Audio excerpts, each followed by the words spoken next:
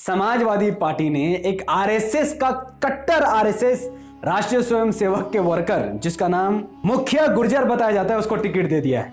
और ये बंदा इतना कट्टर है जो 6 दिसंबर को भगवा दिवस बनाता है और बाबरी मस्जिद को शहीद करने पर फख्र महसूस करता है। हसीनापुर अमरोहा से समाजवादी पार्टी ने एक आरएसएस के वर्कर को टिकट दिया और उसको इतना भरोसा है कि मुसलमान इसे वोट करेगा। मैं 2017 का रिपोर्ट आपके सामने रखना चाहूंगा। उससे पहले अमरोहा में अब अपनी आंखों से देखिए कि 75% मुसलमान हैं, जिसमें 1,46,000 लगभग मुसलमान रहते हैं और 50,000 मात्र हिंदू रहते हैं। फिर भी 2017 के विधानसभा इलेक्शन में इतनी आबादी मुसलमानों के होने के बावजूद भी भारतीय जनता पार्टी के कैंडिडेट 1,11,000 वोट के साथ जीत जाता है, क्योंकि 1,36,000 मुसलमानों का वोट समाजवादी पार्टी और बहुजन समाज पार्टी में बढ़ जाता है। लेकिन इस बार चूंकि समाजवादी पार्टी ने अपने मुस्लिम प्रत्याशी कमाल अख्तर का टिकट काट दिया और एक राष्ट्रीय स्वयंसेवक के वर्कर को गुज्जर साहब को यहां से टिकट दे दिया है और उनको भरोसा है कि समाजवादी पार्टी के साइकिल छाप के निशान पर वो जुम्मन और गुलामी करने वाला मुसलमान फिर भी बीजेपी को हराने के लिए समाजवादी पार्टी को वोट देगा। मैंने इसे सरप्राइज क्यों कहा था? सरप्राइज ये नहीं था, मुसलमानों के लिए सरप्राइज ये है कि यहां पर मुसलमानों के लिए हसनपुर से बहुत ज्यादा मुसीबत आ चुकी है। वो कंफ्यूज हो चुके हैं, क्योंकि इस बार 2022 के विधानसभा इलेक्शन में अगर मुसलमान बीजेपी को हराने के लिए समाजवादी पार्टी को वोट देते हैं तो आरएसएस जीत जाएगा। अगर आरएसएस को हराने के लिए समाजवादी पार्टी को वोट नहीं देते तो बीजेपी जीत जाएगी। तो मुसलमान इस सीट में करे तो करे क्या और बोले तो बोले क्या? वाह मोदी जी वाह तो नहीं बोल सकते हैं, क्योंकि हमें वो पसंद नहीं है। तो अब इस सीट का सॉल्यूशन यह है कि हसनपुर, जहां पर 75% मुसलमानों की आबादी है, इस सीट से किसी भी तरीके से एआईएमआईएम अपना प्रत्याशी उतार दे। अब तक एमआईएम ने जो लिस्ट जारी की है उसमें हसनपुर का नाम नहीं है, अमरोहा का नाम नहीं है। आप सब अगर चाहते हैं कि हसनपुर से एमआईएम अपना प्रत्याशी उतारे ताकि आरएसएस और बीजेपी एक साथ हार जाए, तो आप सबको अब कमेंट में भरमार लगाना पड़ेगा कि हसनपुर एमआईएम, हैशटैग लगाइए हसनपुर एमआईएम। जितना ज्यादा आप कमेंट करेंगे, जितना ज्यादा शेयर करेंगे, जितना ज्यादा आप इस वीडियो को वायरल करेंगे, उतना ज्यादा चांसेस है कि एमआईएम हसनपुर से अपना प्रत्याशी उतार दे। अगर एमआईएम ने अपना प्रत्याशी नहीं उतारा तो इस बार 2022 में या तो इस सीट से बीजेपी जीतेगा या तो इस सीट से आरएसएस जीतेगा। अब फैसला आपको करना है। उत्तर प्रदेश विधानसभा इलेक्शन 2022 में एएमआईएम ने अपनी तीसरी लिस्ट जारी कर दी है, जिसमें 7 विधानसभा के सीटों पर एएमआईएम के उम्मीदवार उतर चुके हैं। इन 7 विधानसभा के सीटों में से मैक्सिमम सीटों पर भारतीय जनता पार्टी का कब्जा है। हैरानगी की बात तो यह है कि इन 7 सीटों में से 5 सीटों पर बीजेपी का कब्जा है, 2 सीटों पर समाजवादी पार्टी का, जबकि 7 सीट मुस्लिम बहुसंख्यक आबादी वाली सीट है। मेरठ, अलीगढ़, बुलंदशहर, बाराबंकी, सहारनपुर या फिर मुरादाबाद, ये वो 6 जिले हैं जहां पर मुसलमान 40 से लेकर 70% के आबादी रखते हैं। 1.5 से 2 लाख मुसलमानों के मुस्लिम बहुसंख्यक सीट होने के बावजूद भी इनमें से 5 सीटों पर कैसे भारतीय जनता पार्टी का कब्जा है। यह वीडियो में मुसलमानों को झटका पे झटका लगेगा और यह वीडियो मुसलमानों की आंखों को भी खोल कर रख देगा कि कैसे मुसलमानों के साथ धोखा हुआ और मुस्लिम बहुसंख्यक होने के बावजूद भी 5 सीटों पर बीजेपी का कब्जा कैसे हुआ है। तो इस वीडियो को शुरू में ही मैं आपसे गुजारिश करूंगा कि इसको लाइक कीजिए, इसके लिंक को व्हाट्सएप टेलीग्राम में शेयर कीजिए, अपनी बातों को कमेंट पर रखिए, क्योंकि इस वीडियो को उत्तर प्रदेश के लाखों मुसलमानों तक पहुंचाने की जिम्मेदारी आपके कंधों पर है। पहले बात करते हैं पहली सीट, जो कि हस्तिनापुर के मेरठ से है। मेरठ वो जिला है जहां पर 50% मुसलमानों की आबादी है। 1.5 से 2 लाख वोट मुसलमानों का इसमें रहता है।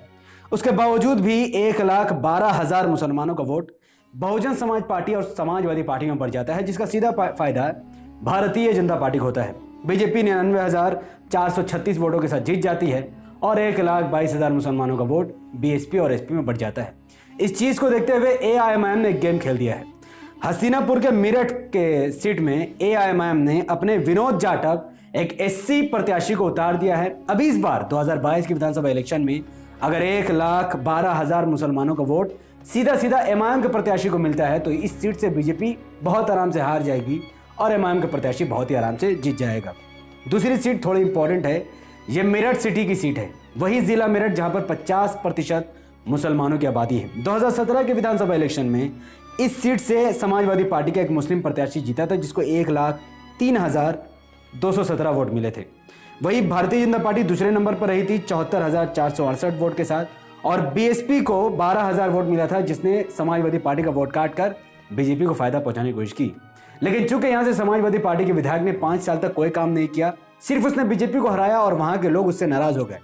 जिस चीज को देखते हुए एआईएमआईएम ने इस सीट से इमरान अंसारी साहब को टिकट दे दिया है। अब इस सीट में एआईएमआईएम का प्रत्याशी का जीतना लगभग तय माना जा रहा है, क्योंकि यहां पर मुसलमानों का वोट लगभग 1.5 लाख के आसपास है। अगर सीधा वो वोट एआईएमआईएम के प्रत्याशी को मिल जाए और एसपी बीएसपी कांग्रेस में ना बटे, तो यहां से बीजेपी हार जाएगी और एमआईएम का प्रत्याशी जीत जाएगा।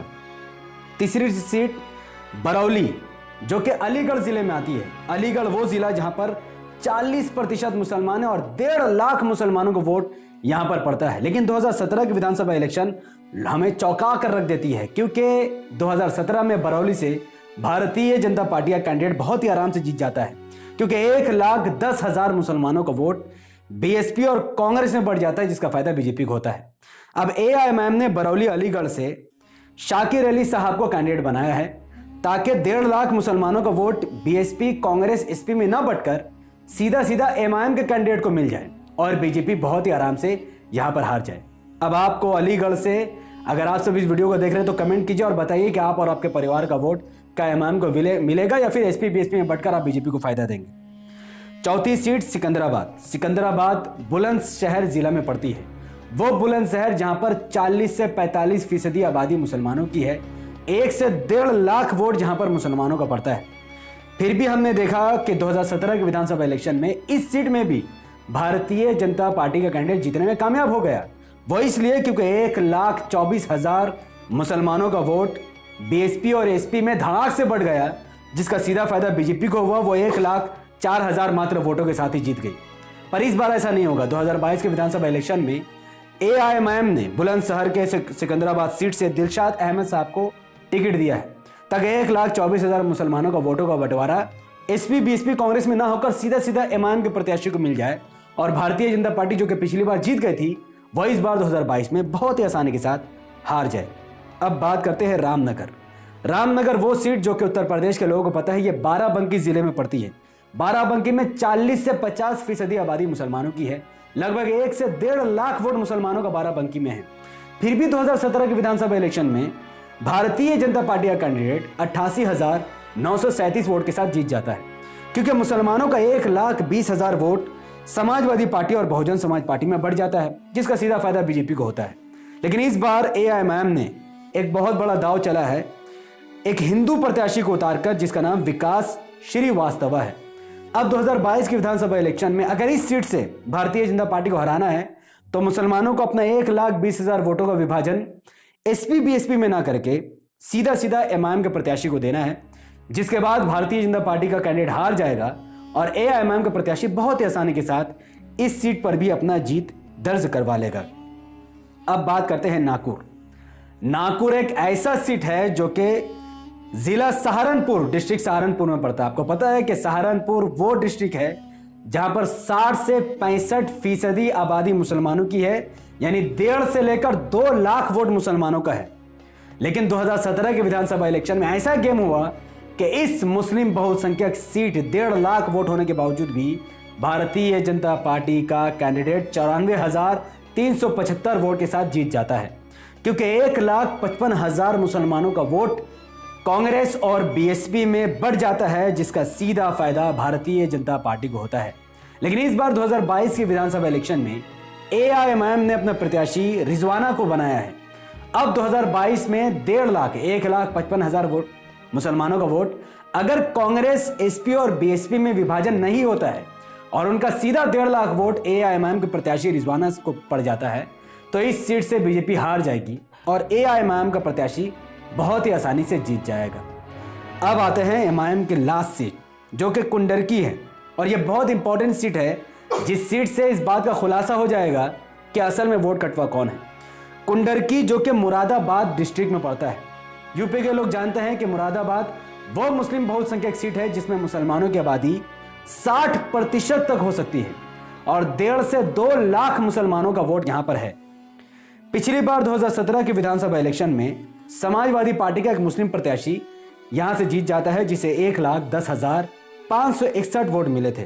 भारतीय जनता पार्टी 99,740 वोट यानी लगभग मात्र 10,000 या 12,000 वोट से भारतीय जनता पार्टी समाजवादी पार्टी से हार जाती है, क्योंकि बहुजन समाज पार्टी मुसलमानों का 36,071 वोट काटने में कामयाब हो जाती है।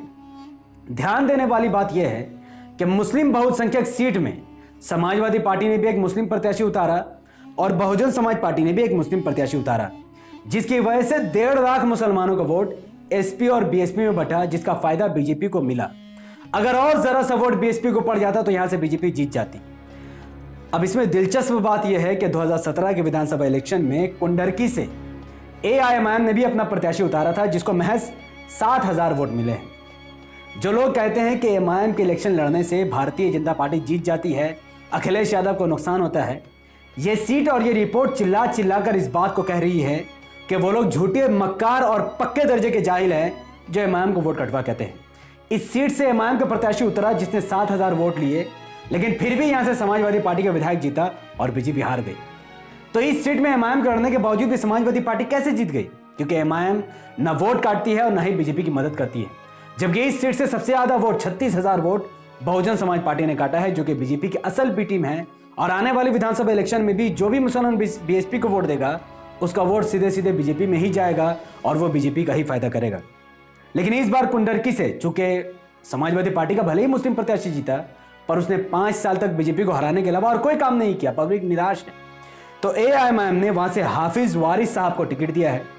अब 1.5 लाख मुसलमानों का वोट अगर एसपी, बीएसपी, कांग्रेस में विभाजन नहीं होता है और वो सीधा एआईएमआईएम में आता है, तो इंशाल्लाह इस सीट कुंडरकी से भी एआईएमआईएम के प्रत्याशी 1.5 लाख वोटों के साथ जीत जाएगा।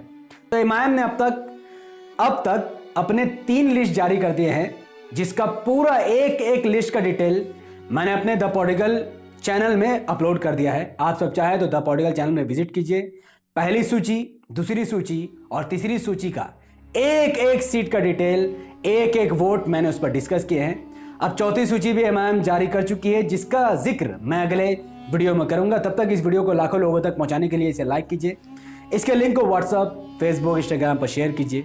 अपनी बातों को कमेंट पर रखिए कि आप क्या चाहते हैं, आप और आपके परिवार का वोट किस पार्टी में जाएगा, और आप इस वीडियो को कहां से देख रहे हैं कमेंट जरूर कीजिए। हमारे यूट्यूब चैनल द पॉलिटिकल को सब्सक्राइब कीजिए, बेल आइकन को हिट कीजिए। मुझे अपनी दुआ में याद रखिए। अगर आप सब इस वीडियो को हमारे Facebook channel the political news से देख रहे थे तो इसे अभी के अभी कम से कम 5 ग्रुप में शेयर कीजिए और इस चैनल द पॉलिटिकल न्यूज़ को लाइक और फॉलो जरूर कीजिए। तब तक एमआईएम के लिए काम करते रहिए और उत्तर प्रदेश विधानसभा इलेक्शन में अब फुल्ली तरीके से अपडेट रहने के लिए, अपने नॉलेज को बढ़ाने के लिए हमारे चैनल द पॉलिटिकल न्यूज़ और द पॉलिटिकल से जुड़े रहिए। अस्सलाम वालेकुम वबरकातुहू। अल्लाह की सलामत रहमत बरकत तमाम भाई और बहनों पर हो।